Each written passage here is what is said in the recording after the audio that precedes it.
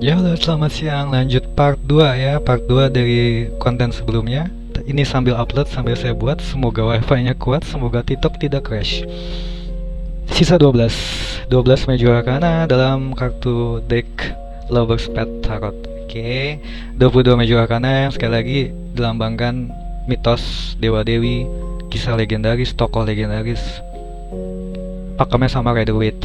Oke, lanjut aja. Kalau kamu mau penjelasan lebih lengkap, part 1 sebelumnya yang lagi diupload nih. Oke, Temptation. Ini tadi udah belum sih? Belum Paolo. Paolo dan Francesca. Ini sebenarnya Francesca sudah ada komitmen dengan saudaranya Paolo. Intinya seperti itu yang saya ingat. Oke. Tapi dia udah ada menjalin komitmen dengan saudaranya Paolo, tapi malah dia sukanya dengan Paolo. Dan ini dikisahkan oleh Dante. Dante itu seorang pujangga yang ada spiritualisnya juga ya kalau nggak salah ya. Yang dia bikin buku Divine Comedy. Oke, yang buku pertamanya itu bernama Inferno.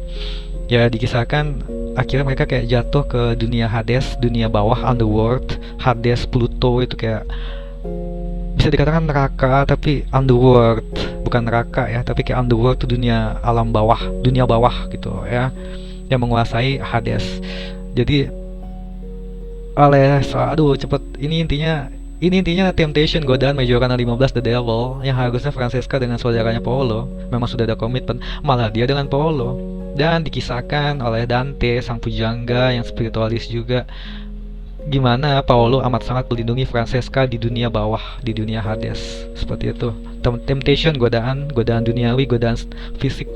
Justice, Majorana 11. Ini kisah Penelope dan Odysseus ya. Ini dikisahkan Penelope, dia tuh ditinggal pergi oleh suaminya Odysseus sampai dengan 10 tahun.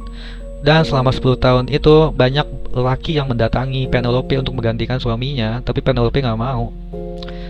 Dia tetap menunggu dengan yakin ya untuk suaminya datang kembali. Akhirnya dia dengan banyak akal supaya dia tidak banyak yang mendekati dengan mudah ya. Dia membuat suatu kayak tantangan, challenge untuk bisa menjadi suami dia. Akhirnya yang bisa memenangkan challenge itu, tantangan itu, ternyata suaminya sendiri, Odysseus, yang akhirnya datang setelah 10 tahun mengikuti challenge tantangan itu dan memenangi istrinya kembali. Justice itu sebenarnya berhubungan dengan kejujuran, keadilan, keterbukaan, keseimbangan. Oke, untuk saling terbuka, adil, seimbang dengan pasangan. Oke. Kalau dalam kisah ini katanya dia jujur dengan hatinya sendiri. Kalau dia masih cinta dengan suaminya, kenapa dia menerima yang lain? Dia lebih baik menunggu. Karena dia juga yakin keadilan bahwa suaminya pasti akan kembali. Keyakinan, kejujuran, keadilan, keterbukaan, keseimbangan untuk lebih saling percaya dengan pasangan. Selalu saya sarankan seperti itu kalau keluar kartu Justice di deck lain ya. Grace itu kisah cinta yang menginspirasi. Ini Dante dan Beatrice. Ini udah keluar belum sih tadi? Belum ya. Jadi Dante itu sekali kan seorang pujangga ya, yang dia bikin buku Divine Comedy, buku pertama Inferno. Itu aja sih yang saya ketahui ya. Karena dia intinya seorang pujangga tapi ada spiritualisnya. Dia membuat puisi juga. Dia sangat mencintai Beatrice tapi dia tidak bisa mengungkapkannya. Jadi dia membuat puisi bahwa dia bisa mendapatkan Beatrice di kehidupan selanjutnya. Oke.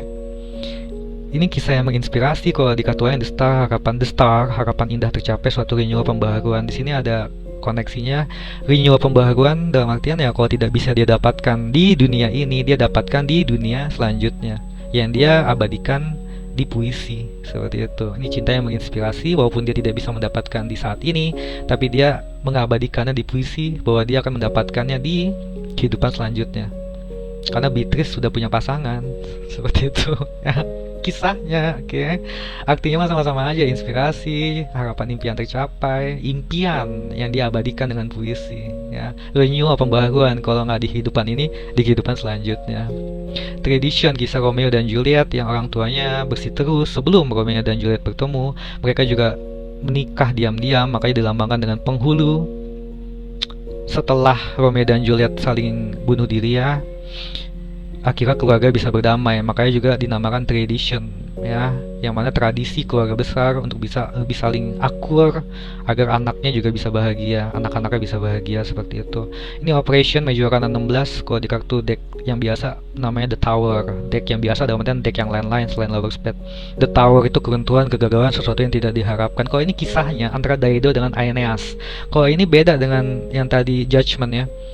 yang soal Tarsius kembali pada akhirnya walaupun terlambat. Kalau ini sama sekali Aeneas nggak kembali. Jadi Dido ketemu Aeneas tuh seorang pelaut, dia ketemu saling mencintai, tapi Aeneas tidak bisa tinggal diam bersama dengan Dido, jadi dia terus berlayar, terus pergi. Dido terus menunggu sampai dengan dia akhirnya bunuh diri dengan cara dia membakar kayu-kayu dan dia mencemplungkan dirinya ke kayu-kayu yang berapi-api itu. Kisahnya tragis sekali. Ini istilahnya laki-lakinya nggak balik-balik seperti itu loh. The Tower ya, kalau ini operation artinya tekanan batin. Oke, ini Dionysius dan Ariadne. Ini inti kisahnya ya. Ariadne sebenarnya mencintai seseorang, bukan Dionysius, tapi dia dikecewakan. Ariadne itu tadinya hanya manusia biasa. Tapi setelah dia dikecewakan oleh seorang manusia ya, dia kedatangan Dionysius, seorang dewa. Akhirnya Ariadne menjadi seorang dewi berdasarkan pernikahan. Ini kesejatian cinta ya. Seorang dewa bisa mencintai manusia biasa dan manusia biasa bisa menjadi seorang dewi berdasarkan cinta ya. Kejayaan cinta, triumph, maka nama triumph seperti itu. Desire, oke, ini antara Tristan dan Isolde. Tristan itu tuh ajudan yang terpercaya dari Raja Mark, King Mark.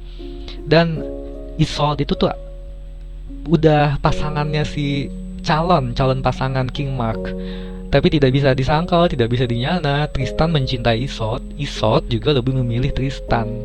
Ini Major Arcana 7 Desire. Di kartu lain tuh The Chariot, momentum dalam asmara, dalam segala hal dimana semua berjalan mulus. Ya ini momentum, kesempatan yang diambil. Kalau ini lebih berdasarkan gairah hasrat, dimana untuk bisa kembali berdamai. Memang ada sedikit perbedaan, tapi intinya sama sih, momentum, kesempatan untuk bisa kembali bersama. Atau yang tadinya tidak ditakdirkan bersama karena sudah punya orang lain, akhirnya bisa bersama, seperti itu. Sacrifice itu melambangkan Orpheus dan Eurydice. Ini juga tragis sih sebenarnya. Ini pengorbanan cinta ya. Jadi Orpheus itu tuh seorang dewa yang dia dalam musik ya, dan dia mencintai seorang Eurydice, tapi Eurydice-nya tuh kena kutukan, seingat aku ya. Dan Orpheus dikutuk oleh Penelope. Penelope itu dewi underworld, dewi kematian lah ya.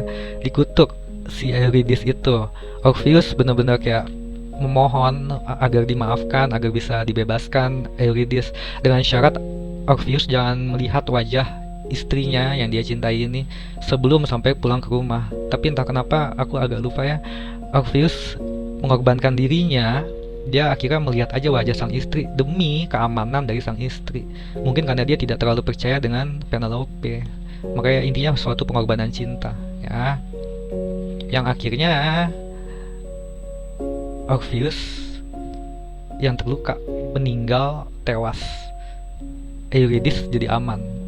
Seperti itu.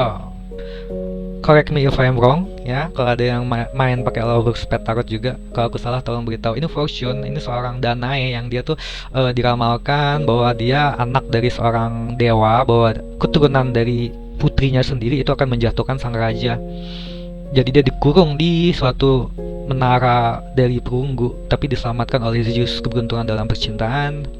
Lalu love antara Isis dan Osiris, yang mana Isis bisa menyelamatkan Osiris dari seseorang yang tidak suka dengan dia, sesama dewa, Set yang cemburu dengan mereka.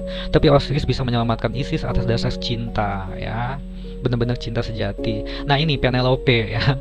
Penelope tuh tadinya bukan dewi kematian, tapi dia tuh diculik oleh Pluto ya, dan dia masih bisa diselamatkan oleh Zeus asalkan tidak makan apapun di dunia bawah, di dunia Pluto atau Hades. Tapi dia mau makan entah buah-buahan apa, yang ada dia harus 6 bulan ada di underworld atau di dunia Hades.